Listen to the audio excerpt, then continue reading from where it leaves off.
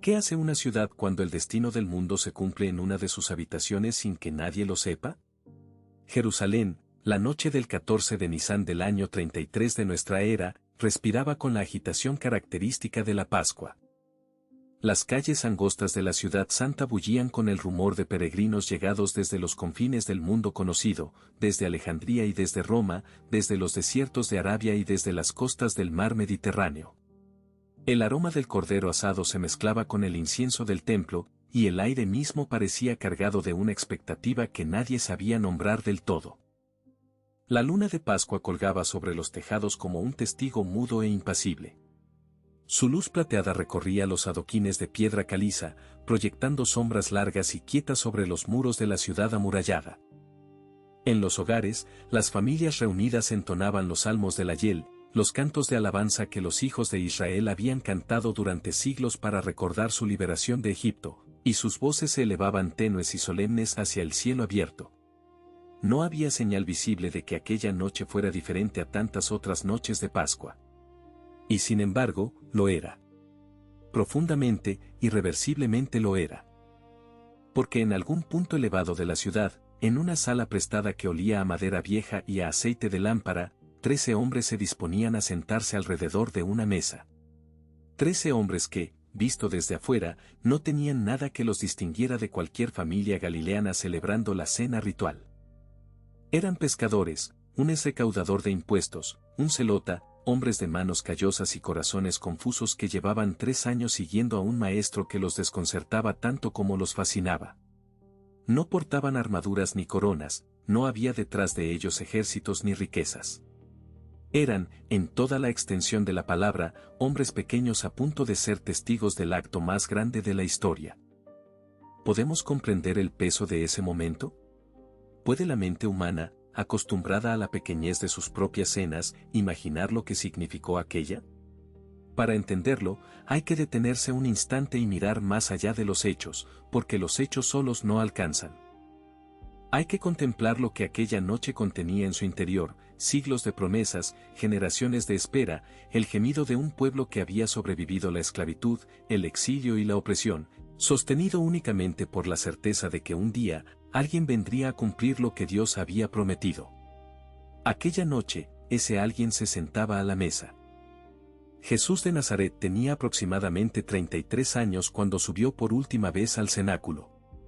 No era viejo, pero su rostro llevaba grabado el peso de algo que ningún hombre había cargado jamás, la conciencia absoluta de lo que estaba a punto de suceder. Él sabía.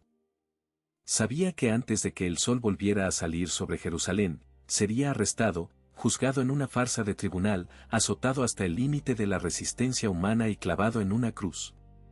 Llevaba ese conocimiento dentro como se lleva una hoguera en el pecho, y aún así, eligió sentarse. Eligió partir el pan. Eligió mirar a los ojos a cada uno de aquellos hombres y amarlos. Entre ellos había uno cuyo corazón ya había comenzado a cerrarse como una puerta que se cierra despacio, casi sin ruido. Judas Iscariote había negociado el precio de su maestro aquella misma semana, 30 monedas de plata, el valor legal de un esclavo según la ley mosaica. La traición ya estaba acordada, pero el traidor aún estaba sentado a la mesa, participando de la misma cena, respirando el mismo aire, compartiendo el mismo pan. Este detalle, que podría parecer simplemente dramático, es en realidad teológicamente devastador. Jesús sabía quién era Judas y lo invitó igualmente, porque la misericordia no abandona su lugar en la mesa ni cuando la oscuridad ya ha tomado el suyo. La última cena no comenzó como un momento de gloria resplandeciente.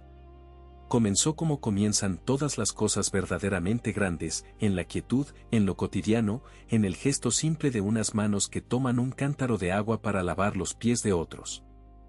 Comenzó en la humildad radical de un Dios que eligió arrodillarse antes de sacrificarse, que eligió el servicio antes que la corona, que hizo del amor su último idioma. Y en esa tensión entre lo sublime y lo sencillo, entre la eternidad y el barro de los caminos de Galilea, se anuda el misterio que este relato se propone desatar. ¿Qué ocurrió realmente aquella noche? ¿Qué palabras se dijeron? ¿Qué gestos se realizaron? ¿Qué puertas se abrieron en el tejido invisible del mundo mientras Jerusalén dormía y la luna de Pascua seguía su curso? La respuesta no cabe en un solo instante, se despliega como un manto que hay que extender con cuidado, pliegue a pliegue, para descubrir todo lo que esconde. Y lo que esconde no es solo historia, es el fundamento de una fe que hoy, 2000 años después, sigue reuniendo a millones de seres humanos alrededor del mismo pan y el mismo cáliz, en miles de idiomas distintos, en los 5 continentes, en catedrales monumentales y en capillas de tierra. Aquella noche comenzó algo que no ha terminado, y mientras ese algo continúe, la historia de la última cena seguirá siendo la historia más viva que el mundo conoce. Hay lugares en el mundo que parecen elegidos antes de que sus paredes sean levantadas.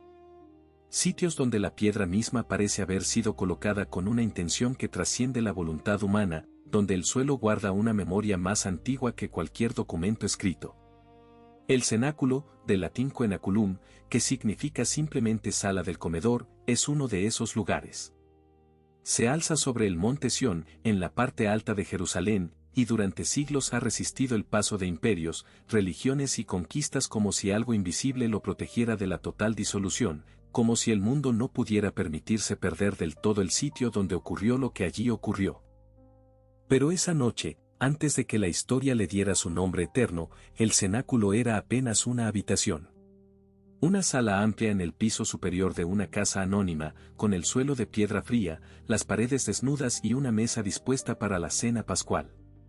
Nada en su apariencia lo distinguía de las decenas de salas similares donde otras familias de Jerusalén celebrarían esa misma noche el Seder de Pascua. Y sin embargo, Jesús la había elegido, no por casualidad, no por conveniencia, sino con una deliberación que los evangelios conservan con detalle revelador, enviando de antemano a 2 discípulos con instrucciones casi criptográficas para encontrar al hombre que llevaba un cántaro de agua, señal inverosímil en un mundo donde ese trabajo lo hacían las mujeres, y seguirlo hasta la casa que tenían que preparar. ¿Por qué tanto secreto? ¿Por qué ese operativo silencioso para asegurar un lugar de reunión? La respuesta tiene una dimensión práctica. Judas no debía conocer el sitio hasta el momento preciso, para que la traición no interrumpiera lo que aún debía cumplirse, pero también tiene una dimensión profundamente simbólica. Jesús estaba construyendo un santuario, no de mármol ni de cedro, como el templo de Salomón, sino de intención pura y de amor consciente. El cenáculo había de ser el espacio donde el nuevo pacto entre Dios y la humanidad quedaría sellado, y como todo santuario verdadero, debía ser preparado con reverencia antes de ser habitado por lo sagrado. La tradición cristiana antigua identificó ese mismo cenáculo como el lugar donde, 50 días después, los discípulos reunidos recibieron la efusión del Espíritu Santo en Pentecostés. Es decir, la misma sala que fue testigo de la institución de la Eucaristía fue también la cuna de la Iglesia. Este doble significado no es accidental. En la mentalidad bíblica, los lugares se consagran por los eventos que los atraviesan, y los eventos se perpetúan a través de los lugares que los recuerdan. El cenáculo es, en ese sentido, el corazón latente del cristianismo, el punto donde todo comenzó a tomar la forma que el mundo entero reconocería después. Subir al piso superior era, en la arquitectura y en el simbolismo del mundo antiguo, un gesto de ascenso espiritual. Lo que ocurría abajo pertenecía al mundo cotidiano, al ruido del mercado, a la lógica del poder y del dinero. Lo que ocurría arriba pertenecía a otra esfera. Los profetas subían a lugares altos para recibir visiones. Elías subió al monte Horeb para escuchar la voz de Dios en el susurro del viento. Jesús, esa noche, llevó a sus discípulos hacia arriba de manera literal y metafórica, apartándolos del estruendo de una Jerusalén embriagada de fiesta y política para introducirlos en un silencio donde las palabras más importantes jamás pronunciadas pudieran penetrar el corazón con alguna posibilidad real de ser escuchadas. La mesa estaba puesta con los elementos del ceder pascual, el cordero, las hierbas amargas, el pan ácimo, el cáliz del vino. Cada uno de esos elementos llevaba siglos hablando el mismo idioma, el lenguaje del memorial, la memoria sagrada que convierte el pasado en presente. Cuando un judío celebraba la Pascua, no conmemoraba la salida de Egipto como quien visita un museo, la revivía, se hacía partícipe de ella, porque la memoria litúrgica no recuerda sino que actualiza. Y Jesús, que conocía ese lenguaje en su médula más profunda, iba a servirse de él para decir algo completamente nuevo con palabras completamente antiguas, llenando los odres de una tradición milenaria con un vino que nadie había probado todavía. Los 12 apóstoles que entraron en esa sala aquella noche no tenían idea de la magnitud de lo que estaba a punto de ocurrir. Llegaron con sus preocupaciones cotidianas, con sus jerarquías internas no resueltas, con sus discusiones mezquinas sobre quién sería el mayor en el reino que imaginaban todavía en términos políticos y terrenales. Llegaron siendo hombres pequeños, porque los hombres siempre llegan siendo hombres pequeños a los umbrales de lo que los supera. El cenáculo los recibió a todos, con su grandeza y con su miseria, como todo verdadero umbral sagrado recibe a quien se acerca, sin exigir perfección, pero sin dejar a nadie igual que antes. Ese es el misterio del cenáculo que ninguna arqueología puede agotar y que ninguna conquista ha podido borrar del todo. No es solo un edificio de piedra en el monte Sión, es la demostración de que Dios elige los lugares humildes para sus actos más grandes, que lo eterno no necesita de la arquitectura imponente para manifestarse, que una sala prestada puede convertirse en el centro del universo si en ella se pronuncia la palabra correcta, con el amor correcto, en el momento exacto que la eternidad ha dispuesto desde antes de que el mundo comenzara. ¿Cuándo fue la última vez que alguien se arrodilló ante ti, no para pedirte algo, sino para darte algo? La imagen es tan contraria a todos los instintos del poder humano que resulta casi insoportable de contemplar. Y sin embargo, eso fue exactamente lo que ocurrió en el cenáculo antes de que la cena comenzara. Jesús de Nazaret, el hombre que sus discípulos llamaban Señor y Maestro, se levantó de la mesa, se despojó de su manto exterior, ciñó una toalla a su cintura, llenó un lebrillo con agua y comenzó a lavar los pies de cada uno de sus apóstoles, uno por uno, con sus propias manos. No fue un gesto improvisado ni espontáneo, fue un acto litúrgico cargado de una intención tan precisa como demoledora. En el mundo del siglo I, lavar los pies era la tarea reservada a los esclavos de más baja condición. Los caminos de Judea eran de tierra y piedra, y los pies que los recorrían llegaban a cualquier destino cubiertos de polvo, de barro y de todo aquello que el suelo acumula. Era una tarea necesaria, pero considerada indigna hasta el punto de que incluso los discípulos judíos no estaban obligados a realizarla para sus propios maestros. Existía un límite, una línea invisible que el honor no debía cruzar. Jesús cruzó esa línea con la serenidad de quien sabe exactamente lo que está haciendo, y en ese cruce se condensó toda una revolución silenciosa que el mundo tardaría siglos en comprender del todo. Fue Pedro quien primero reaccionó con la franqueza impulsiva que lo caracterizaba. Cuando Jesús se acercó a él con el lebrillo, Pedro retiró los pies con una mezcla de horror reverencial y orgullo herido. No podía permitir que su maestro se humillara de esa manera, o al menos eso fue lo que creyó sentir.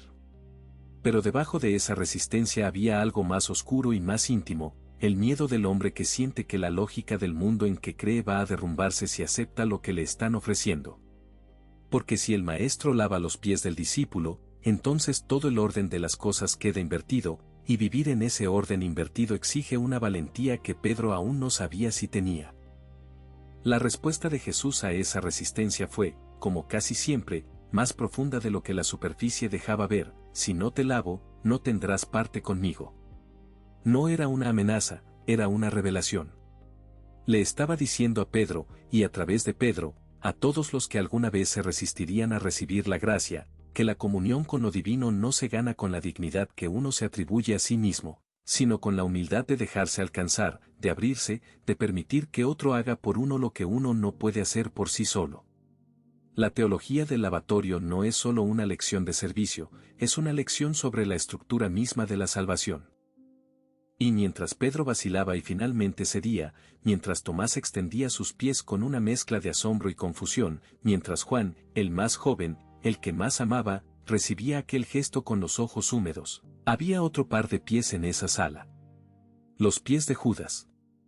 Los mismos pies que esa semana habían caminado hasta los sumos sacerdotes para negociar la entrega de su maestro también recibieron el agua del lebrillo, también fueron sostenidos entre las manos de Jesús, también fueron secados con la misma toalla.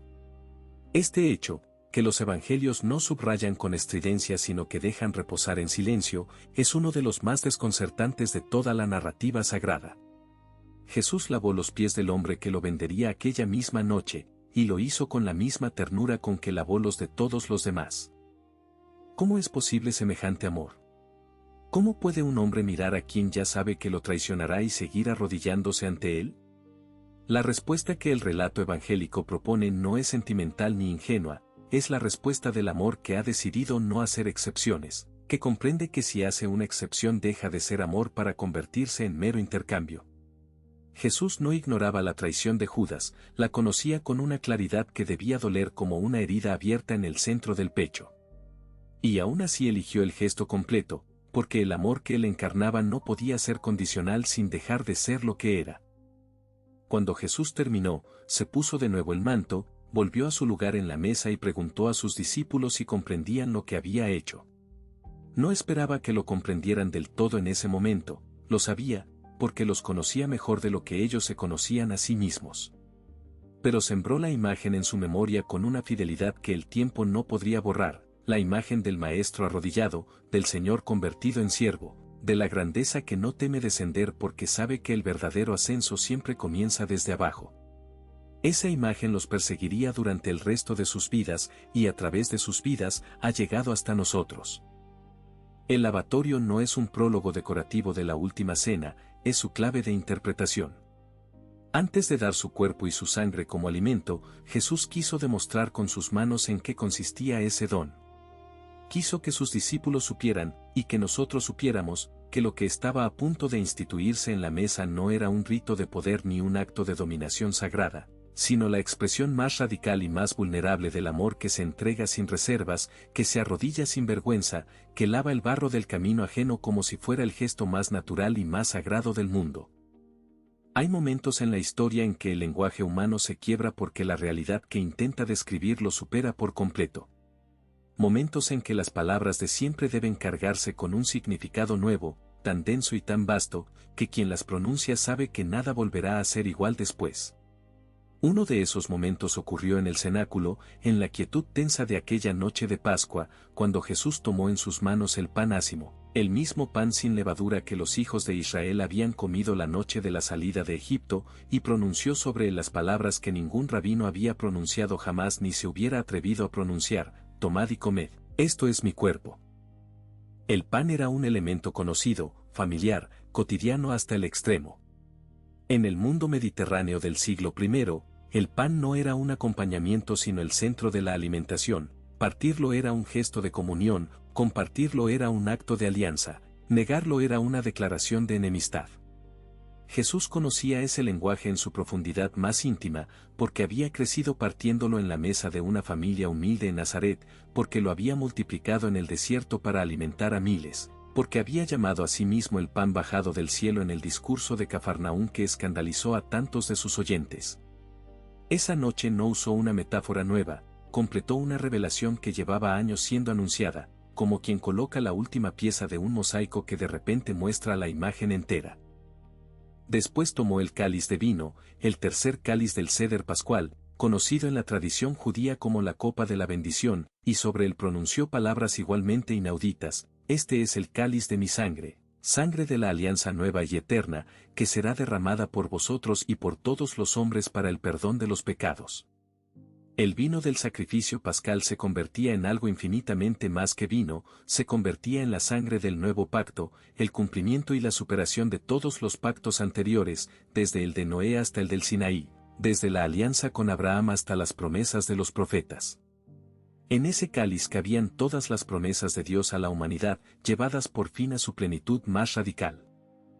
¿Comprendieron los apóstoles lo que acababa de suceder? Todo indica que no, al menos no en ese momento. Sus rostros debieron reflejar esa mezcla de asombro reverencial y confusión profunda que caracteriza al ser humano cuando se asoma a un abismo que su mente no puede medir. Habían escuchado las palabras, habían comido el pan, habido bebido del cáliz, pero la magnitud de lo que esos gestos contenían lo superaba como supera el océano a quien lo ve por primera vez desde la orilla. Se sabe que es inmenso, pero no se puede abarcar. La comprensión plena vendría después, iluminada por la resurrección y por el fuego del Espíritu Santo en Pentecostés. Lo que Jesús instituyó en ese momento no era un rito memorial en el sentido moderno de la palabra, es decir, un acto simbólico que evoca un recuerdo. Era algo radicalmente distinto, era una presencia real, una actualización perpetua, un modo de existir en el tiempo que desafía todas las categorías con que los humanos organizamos la realidad. Al decir, haced esto en memoria mía, Jesús no pedía a sus discípulos que lo recordaran como se recuerda a un ser querido que ya no está, les pedía que lo hicieran presente, que prolongaran ese momento en cada celebración futura hasta el fin del mundo. La Eucaristía no es el recuerdo de la última cena, es la última cena misma, extendida a través del tiempo como un río que no deja de fluir desde su fuente. Esta afirmación ha sido el corazón y el campo de batalla de la teología cristiana durante 20 siglos. Desde las primeras comunidades que se reunían en las casas de Corinto y de Roma para partir el pan, hasta los grandes debates del siglo XVI que dividieron la cristiandad occidental en torno a la naturaleza de la presencia eucarística, nadie que se haya acercado a este misterio ha podido permanecer indiferente. La Eucaristía no genera indiferencia, genera adoración o rechazo, asombro o escándalo, porque lo que afirma sobre la relación entre Dios y la materia, entre lo eterno y el pan horneado, es demasiado extraordinario para ser recibido con tibieza. La tradición católica, que custodia y celebra este sacramento desde los orígenes, enseña que en la Eucaristía el pan y el vino se convierten verdadera y sustancialmente en el cuerpo y la sangre de Cristo, no como símbolo, no como metáfora, sino como realidad ontológica que trasciende la apariencia sensible. Esta doctrina, conocida como transubstanciación, fue articulada filosóficamente con mayor precisión durante la Edad Media, pero su raíz no es medieval, está en aquellas palabras pronunciadas en el cenáculo, en ese instante en que un hombre tomó pan común entre sus manos y lo convirtió, con la autoridad que sólo podía ser divina, en algo que el mundo no había visto jamás. Aquella noche, Dios inventó un nuevo lenguaje.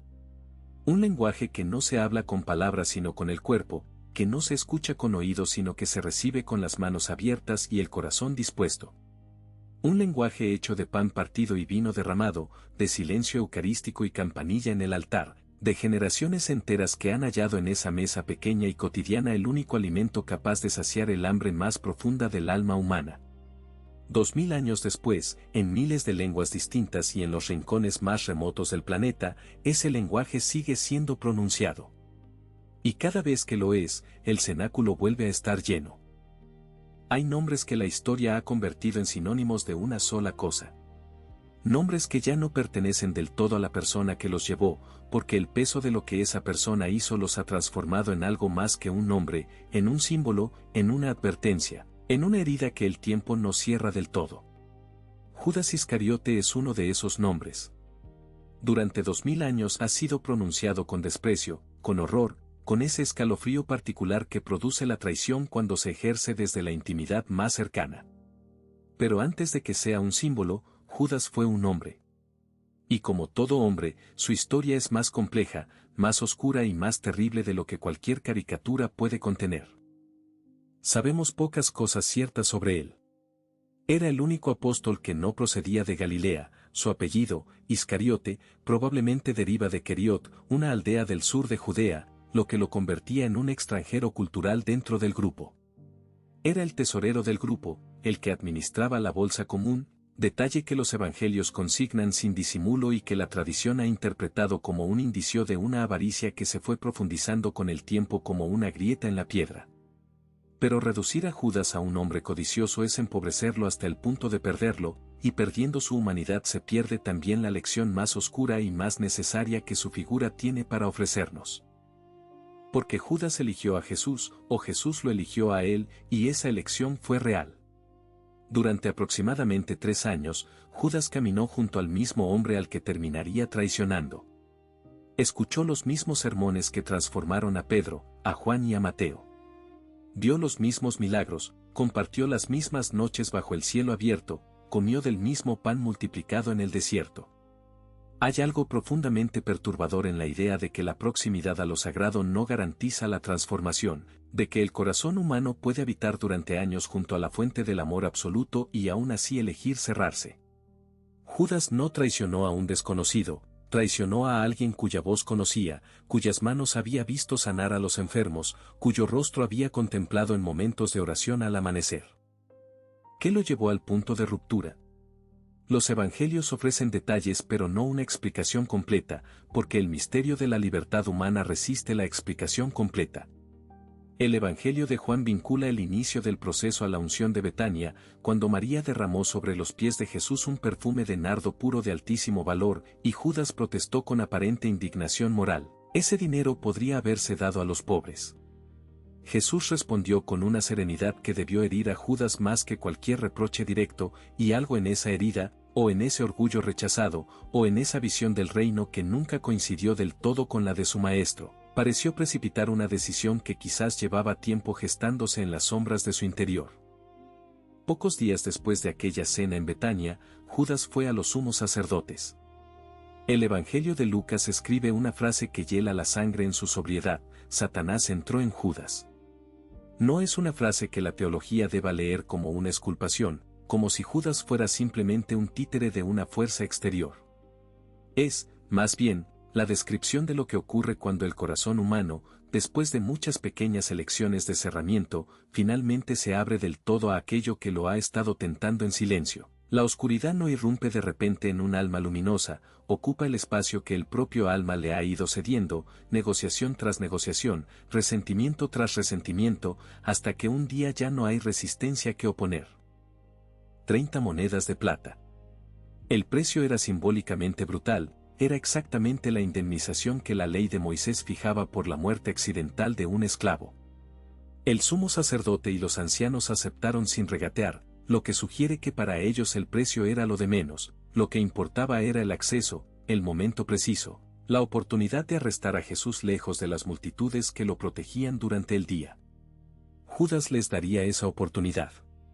Y la señal acordada fue un beso, el gesto de saludo afectuoso entre maestro y discípulo, convertido en el instrumento más frío de la entrega. Durante la última cena, Jesús le dio a Judas una oportunidad final que los evangelios conservan con una delicadeza desgarradora. Le ofreció el bocado de pan mojado en el plato, el gesto del anfitrión que honra a un comensal distinguido, y le dijo en voz baja: lo que vas a hacer, hazlo pronto. Los demás discípulos no comprendieron el intercambio, creyeron que Jesús le estaba dando instrucciones sobre las compras o sobre las ofrendas para los pobres. Solo Jesús y Judas sabían lo que esas palabras significaban, y en ese intercambio íntimo y silencioso caben todos los misterios de la libertad humana, de la presciencia divina y del amor que no coacciona incluso cuando podría hacerlo. Judas salió al frío de la noche, y el Evangelio de Juan anota ese detalle climático con una precisión que trasciende lo meteorológico: era de noche. No era solo una indicación del horario, era la descripción del estado de un alma. Fuera del cenáculo, fuera de la luz de aquellas lámparas, fuera de la presencia de aquel hombre que lo había amado hasta el final, Judas caminó hacia su propio abismo con pasos que debieron sonar cada vez más huecos sobre los adoquines de Jerusalén. Su historia no termina con la traición sino con el remordimiento, con las 30 monedas arrojadas al suelo del templo y con la desesperación de quien ha comprendido demasiado tarde que el amor que rechazó era el único que podría haberlo salvado. Existe un tipo de palabras que solo se comprenden después. Palabras que en el momento de ser pronunciadas resuenan con una familiaridad engañosa, que parecen decir algo conocido cuando en realidad están diciendo algo que ningún oído humano ha escuchado jamás con verdadera profundidad. Son las palabras que los seres queridos pronuncian en las despedidas que no sabemos que son definitivas, las palabras de los maestros que solo revelan su peso cuando el maestro ya no está. Jesús pronunció esas palabras en el cenáculo, aquella noche, en lo que los teólogos y los exégetas han llamado el discurso del adiós, un torrente de revelación tan denso y tan luminoso que sus propios destinatarios pudieron apenas rozar su superficie mientras lo escuchaban, aunque lo llevarían grabado en el alma durante el resto de sus vidas. Cuando Judas salió al frío de la noche y la puerta del cenáculo se cerró detrás de él, algo cambió en la atmósfera de la sala. Los 11 que quedaban debieron sentir, sin saber exactamente por qué, que habían entrado en un territorio distinto, más íntimo y más solemne. Fue entonces cuando Jesús comenzó a hablar con una libertad y una profundidad que ninguna multitud hubiera podido contener. No había ya parábolas calculadas para oyentes de diversa disposición, había revelación directa, legado urgente, el testamento espiritual de un hombre que sabía que le quedaban horas y que eligió emplearlas no en lamentarse sino en dar todo lo que aún podía dar de sí mismo antes del amanecer. Las primeras palabras que el Evangelio de Juan recoge en ese discurso son una promesa de paz: no se turbe vuestro corazón ni se acobarde. Era una promesa paradójica dicha en el umbral del mayor sufrimiento, una serenidad ofrecida precisamente en el momento en que todas las circunstancias externas apuntaban hacia el caos y la derrota. Pero Jesús no prometía una paz que dependiera de las circunstancias, prometía una paz que las circunstancias no pudieran arrebatar porque tenía su origen en un lugar que el mundo no podía alcanzar ni destruir.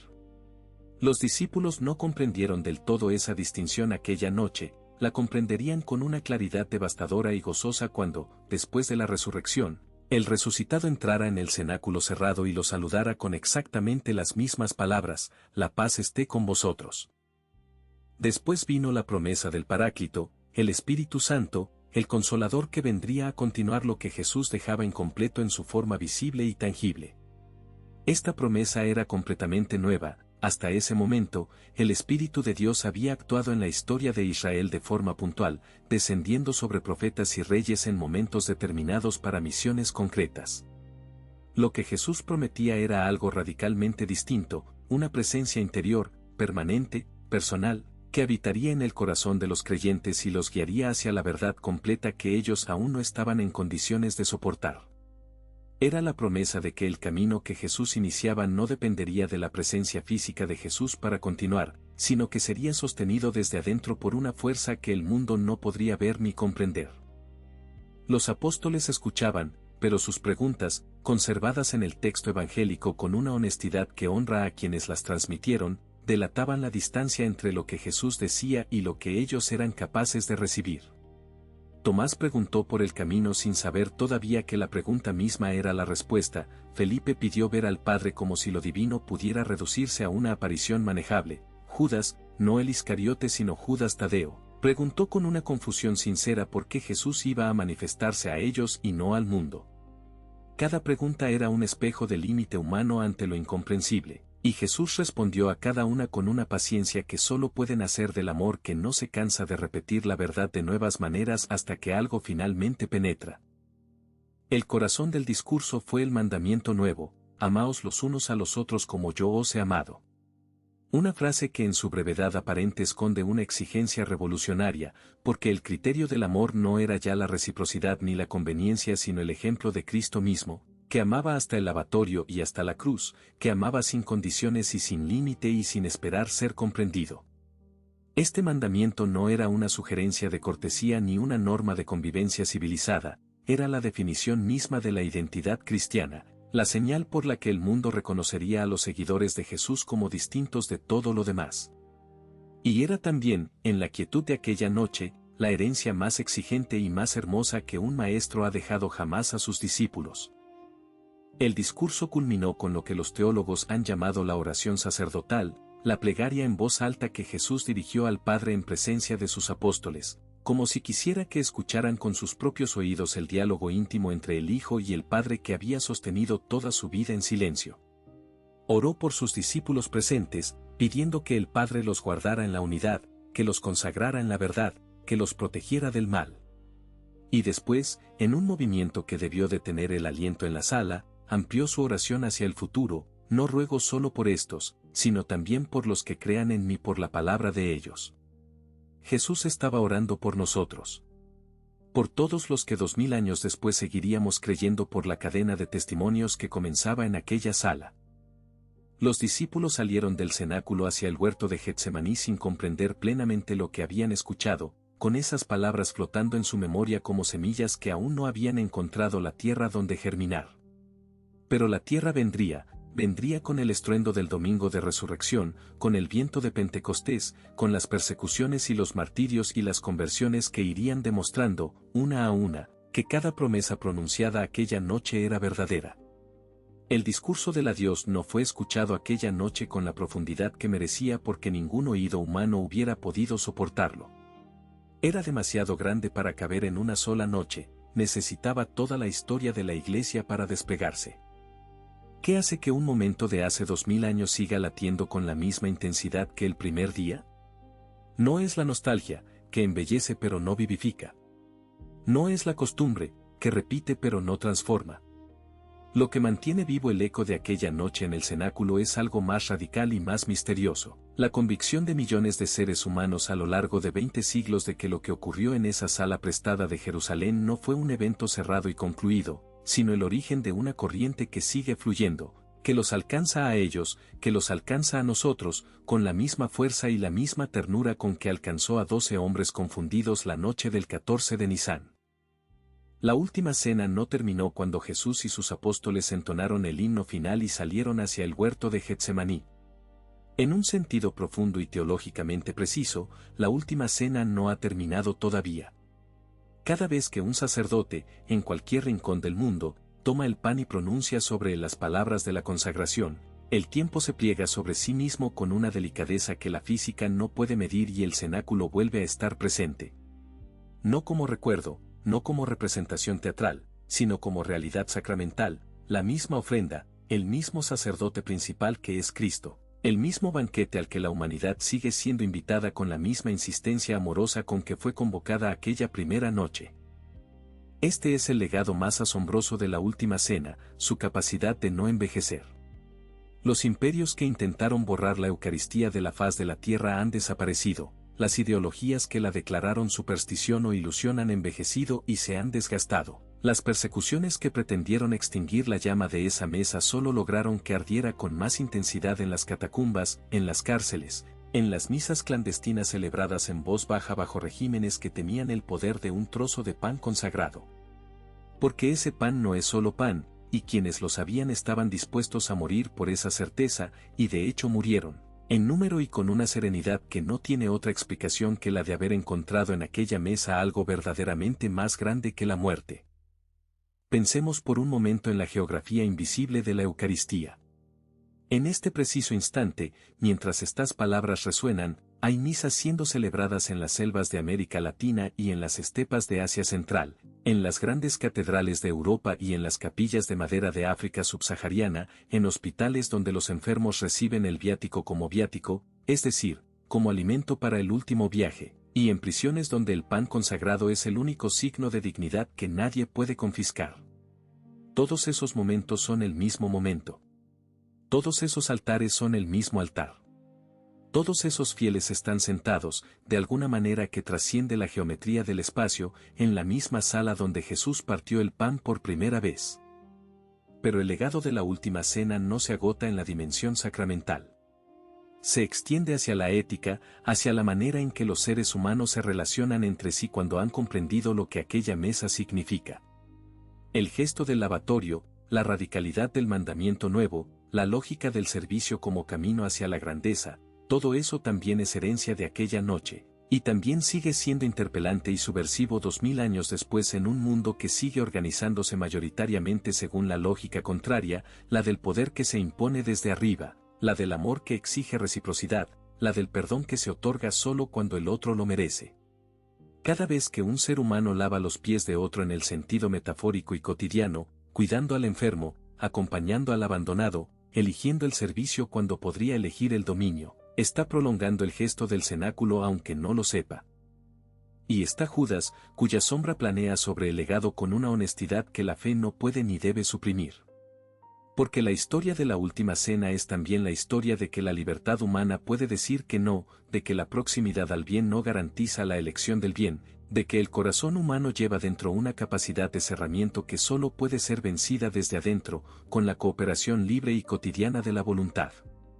El legado de Judas no es solo un aviso sobre la traición, es un espejo que cada creyente debe tener el valor de mirar, preguntándose en qué pequeñas monedas cotidianas entrega él también lo que dice amar, en qué gestos menores abandona la sala del banquete para salir a la noche de sus propios intereses. 2000 años de historia cristiana son, en definitiva, el comentario más extenso y más elocuente que existe sobre aquella cena. Todo lo que la Iglesia ha sido, con su grandeza y con su miseria, con sus santos y con sus pecados, con sus catedrales y con sus catacumbas, puede rastrearse hasta esa noche como un río puede rastrearse hasta su fuente. Y la fuente sigue brotando. Sigue brotando en el silencio de las adoraciones nocturnas, en el llanto de quien recibe la comunión por primera vez, en la paz extraña e inexplicable de quien se acerca a esa mesa cargado de culpa y se descubre, una vez más, perdonado y amado sin condiciones. Aquella noche en Jerusalén, mientras la luna de Pascua iluminaba los tejados y la ciudad dormía sin saber lo que se cumplía en su interior, Jesús no solo instituyó un sacramento, abrió una puerta. Una puerta que 2000 años de historia no han logrado cerrar, que ningún poder humano ha podido sellar del todo, porque está sostenida desde adentro por una voluntad que no conoce el cansancio. La mesa del cenáculo sigue puesta. El pan sigue partido. El cáliz sigue ofrecido. Y la invitación es la misma que aquella noche: acercarse, recibir, dejarse lavar los pies y atreverse a creer que ese gesto pequeño y cotidiano es, en realidad,